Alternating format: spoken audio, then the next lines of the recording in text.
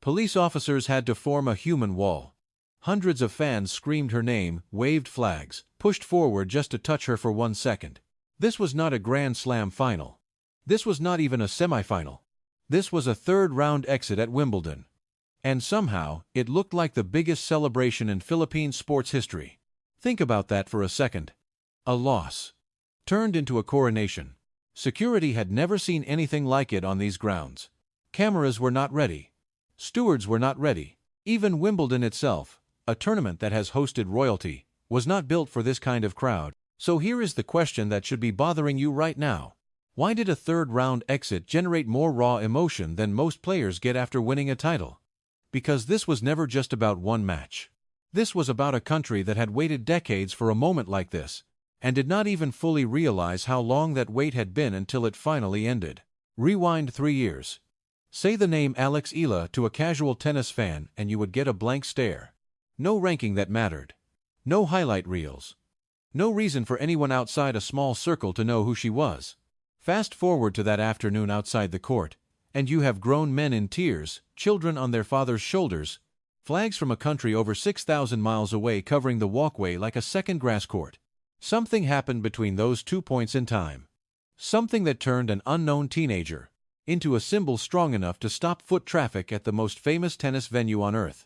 And the strange part is, most people watching that celebration on their phones had no idea what she actually went through to get there. They saw the ending.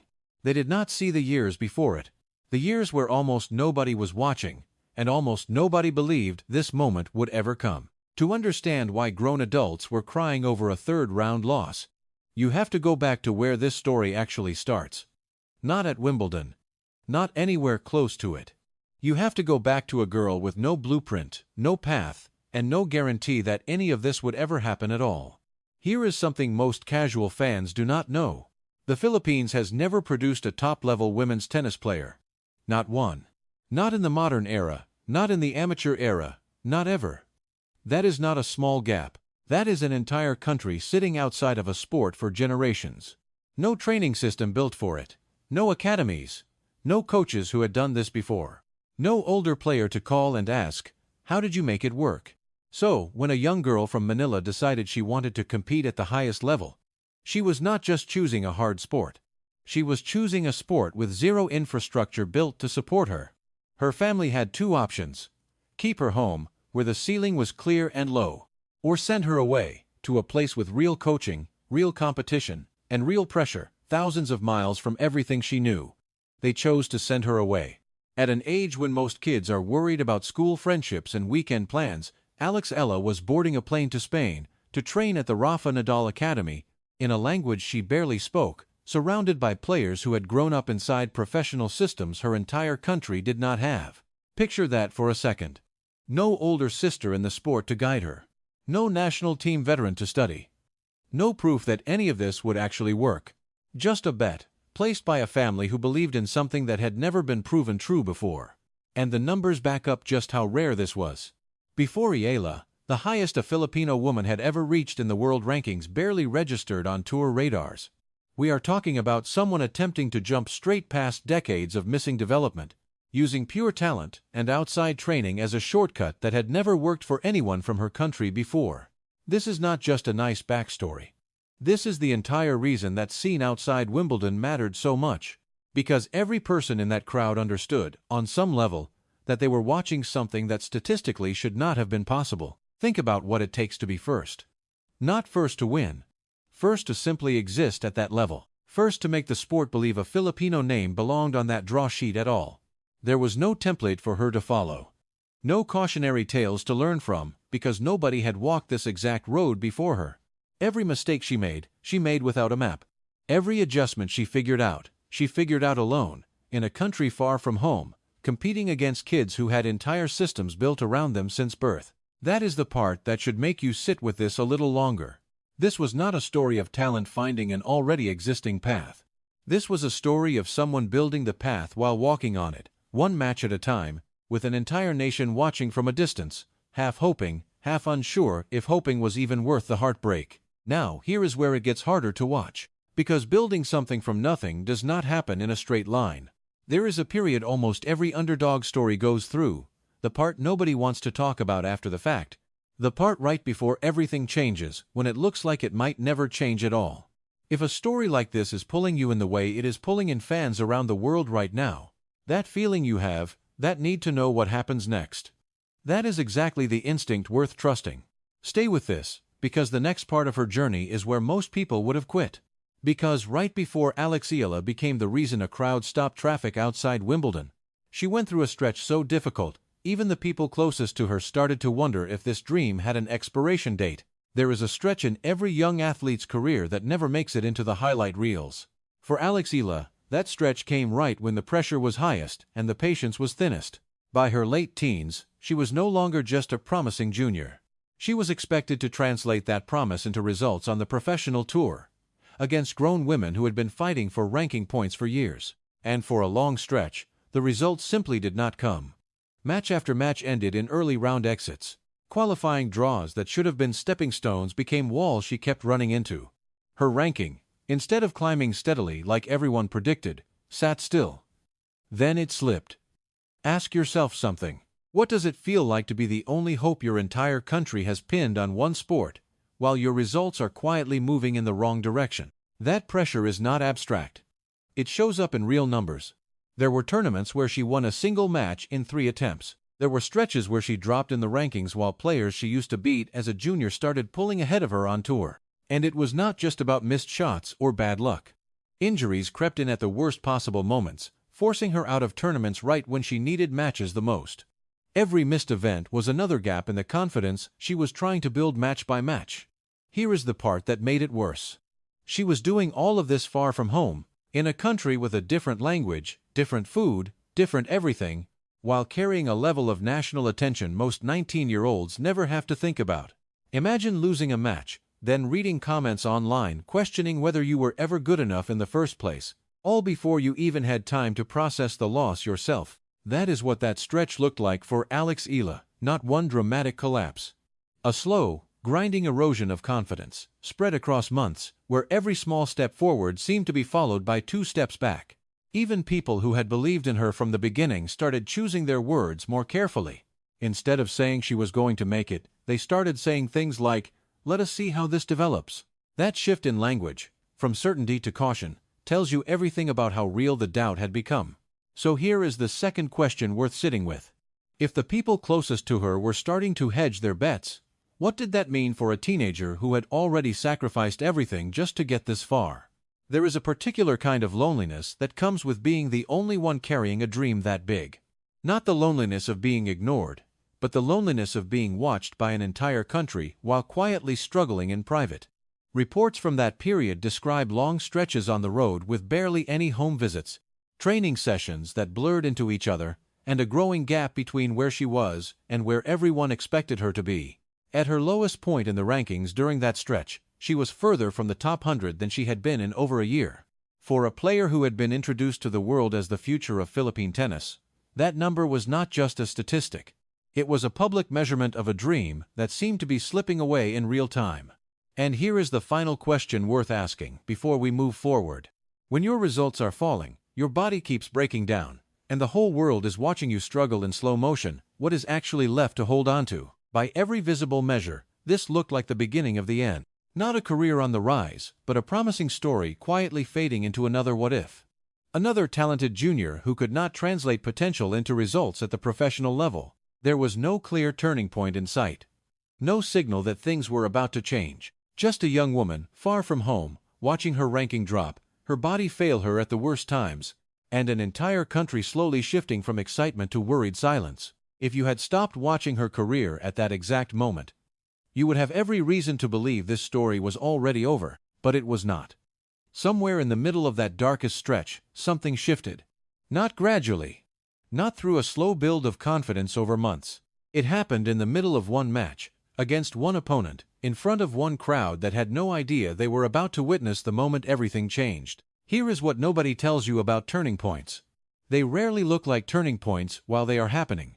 This one did not start with fireworks. It started with Eala down in a match against a player ranked far above her.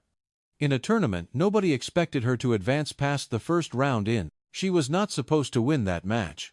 On paper, Everything pointed the other way. Ranking gap. Experience gap. Momentum gap. Every number said this would be another entry on a long list of close losses. But something was different this time. Instead of the match slipping away the way so many had before, she started closing gaps that used to swallow her whole. A breakpoint saved here. A long rally won there. Small moments that individually meant nothing, but stacked together started to feel like a shift in gravity. Then came the final set. The set where every previous version of her career said she would fade. The set where the pressure usually won. She did not fade. Point by point, she built a lead that kept growing instead of disappearing. The kind of lead that used to slip through her fingers now held. And when the final point landed in her favor, something happened that had nothing to do with the scoreboard. She believed it. You could see it. Not relief. Not surprise. Belief. That win alone would have been enough to notice. But what happened after is what actually explains everything you saw outside Wimbledon. Because that match became a pattern instead of an isolated moment. The next high-ranked opponent she faced, she did not just compete, she won. Then another. Then another. Players who used to be untouchable names on paper started becoming names she was expected to beat. Here is the part worth pausing on. This was not luck. Luck does not repeat itself against top 50 players over and over across different tournaments and different surfaces. What was happening was structural. Something in her game, her mindset, her ability to hold up under pressure, had crossed a threshold it had not crossed before. Coaches who study this kind of shift describe it as a compounding effect. Confidence built from one win carries into the next match. That confidence changes decision-making under pressure. Better decisions produce better results, and better results feed the next round of confidence.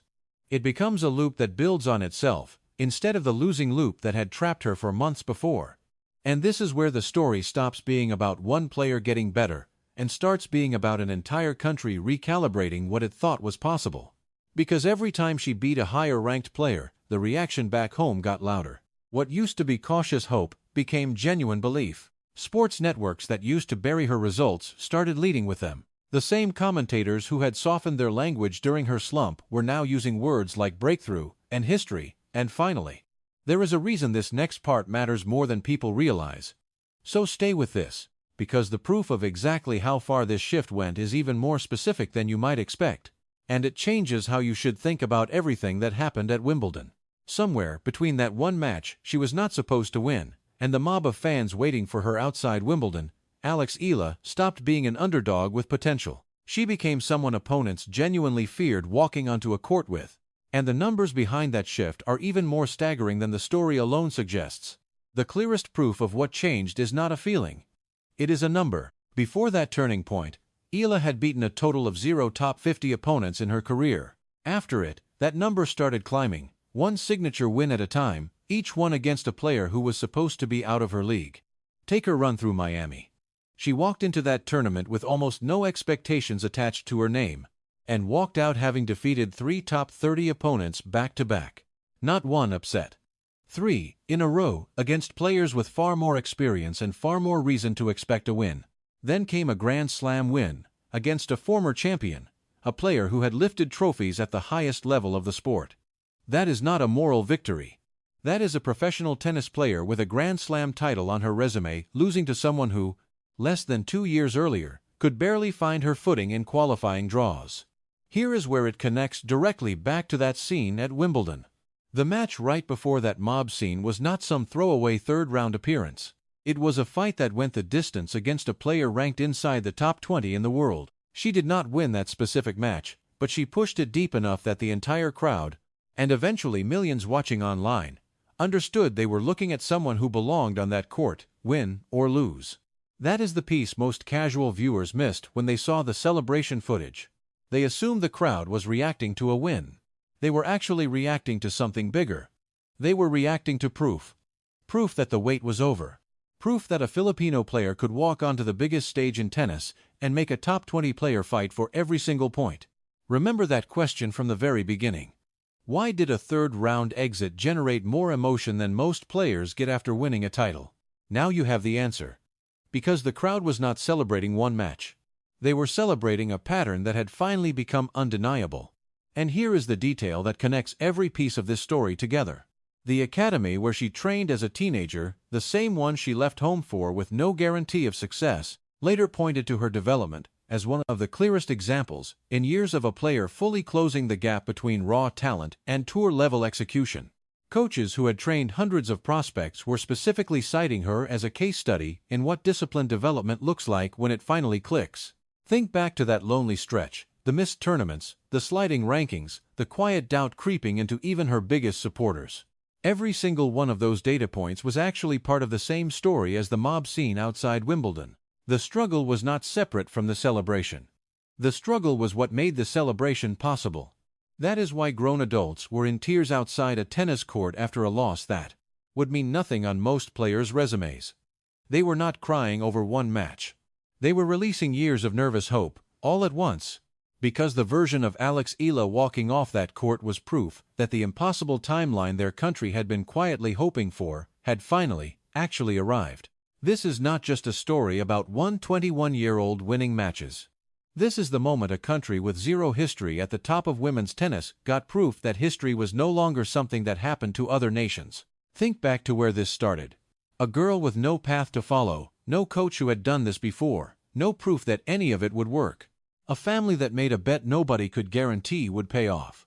A stretch so dark that even her biggest believers started hedging their words. And then a shift, one match, one turning point, that rewired everything that came after it. Wins against top 50 players. Wins against top 30 players. A win against a Grand Slam champion. And finally, a fight against a top 20 opponent that was close enough to turn a third-round exit into the loudest celebration Philippine sports had ever seen. That crowd outside Wimbledon was not just cheering for Eala. They were cheering for every kid back home who now had proof that this path actually exists. Every young player picking up a racket for the first time this year has something no generation before them had. A blueprint. A name to point to and say, she did it, so it is possible. That is the part that goes beyond tennis.